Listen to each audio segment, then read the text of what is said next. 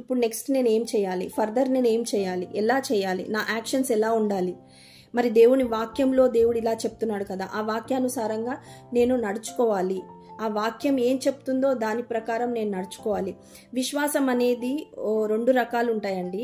దేవుని వాక్యం చొప్పున మనం చూసుకుంటే ఒకటేంటి అంటే, మనం వాక్యం చదువుతున్నప్పుడు మరి యేసుక్రీస్తు వారి గురించి రాయబడి ఉంది, దేవుడు ఆయన క్రియల గురించి రాయబడి ఉంది, ఆయన ఏం చేశాడు, భూమి మీద ఎలా జీవించాడు అనేది రాయబడి ఉంది. దాన్ని చదువుకున్నప్పుడు మనకు విశ్వాసం వస్తుంది కదా, నమ్ముతాము కదా. That is one kind of faith అని.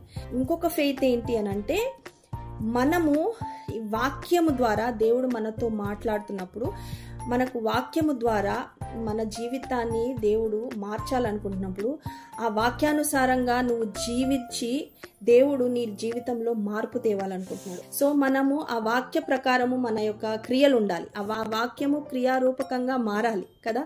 ఆ ఏ వాక్యం అయితే మనం చదువుతున్నామో అది క్రియారూపకంగా మారినప్పుడు అది గొప్ప విశ్వాసం, అది నిజమైన విశ్వాసం. సో మనము ఒక కుర్చీ ఉందనుకోండి, ఆ కుర్చీని చూసి మనం ఏం నమ్ముతామో, ఆ కుర్చీ మీద నేను కూర్చున్నప్పుడు అది నన్ను హోల్డ్ చేస్తుంది, నేను కిందికి పడిపోను అని నువ్వు నమ్ముతున్నావు కదా. అది ఒక రకమైన ఫెయిత్.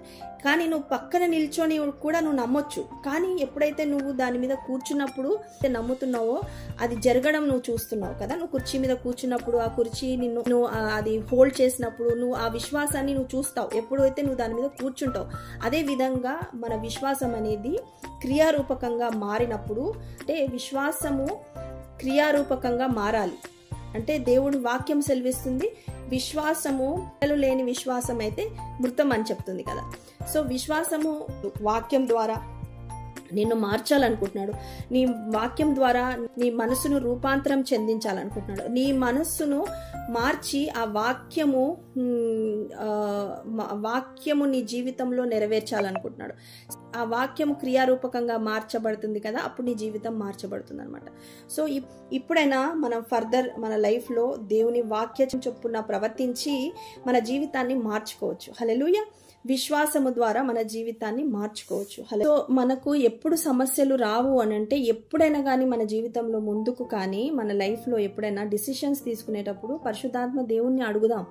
అడిగి, ప్రభా మరి ఇలా నాకు తలంపు కలిగింది, ఇలా చేయాలనుకుంటున్నాను, ఇలా మరి నాకు ఈ యొక్క విషయంలో నేను ఇలాంటి నిర్ణయం తీసుకోవాలనుకుంటున్నాను అని పరిశుద్ధాత్మను అడిగినప్పుడు, పరిశుద్ధాత్ముడు మరి ఆ విషయంలో చెయ్యమని పరిశుద్ధాత్ముని ద్వారా నీకు వచ్చిందనుకోండి, అప్పుడు చెయ్యండి. ఒకవేళ పరిశుద్ధాత్ముడు మీలో ఉన్న పరిశుద్ధాత్ముడు దాన్ని అంగీకరించకపోతే, దేవుడు నీకు దాని విషయమై పీస్ ఇవ్వకపోతే, ఆ ఏ విషయమైతే నువ్వు చేయాలనుకుంటున్నావో ఆ విషయంలో దేవుడి నుంచి సమాధానకరమైన సమాధానం రాకపోతే దాన్ని చెయ్యొద్దు, మనం చేయకూడదు కూడా. ఎందుకంటే దేవుడు వాక్యం ద్వారా పరిశుద్ధాత్మ ద్వారా నీకు బయలుపరుస్తాడు, అప్పుడు దానిని మనం చెయ్యాలి.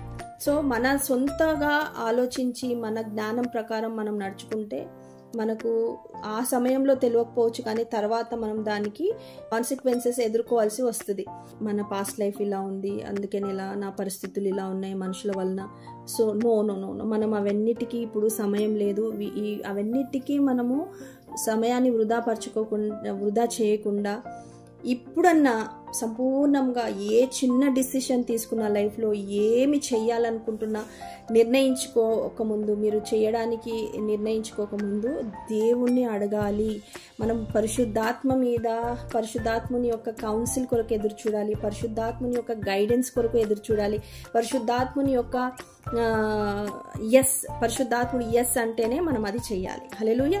అంతవరకు కూడా మనం ఏ విషయంలో కూడా తొందరపాటు పడి మనము క్రియారూపకంగా మనం చేయకూడదు. ఏవి కూడా మనము చేయకూడదండి. చేస్తే మటుకు మనకు చాలా ఇబ్బందులు ఎదుర్కోవాల్సి వస్తుంది. సో నేను ఈరోజు వాక్యం చదువుకుంటున్నప్పుడు మరి ఆదాము ఎలా అయితే తన భార్య మీద మరి బ్లేమ్ చేశాడు, ఆ బ్లేమ్ చేయడం అంటే మరి దేవుడికి మనము చేసే క్రియలకు మనమే రెస్పాన్సిబిలిటీ. తప్పులు నిర్ణయాలు తీసుకుంటున్నాము. మనం పడిపోయిన స్థితిలో మనం పుట్టాం కదా.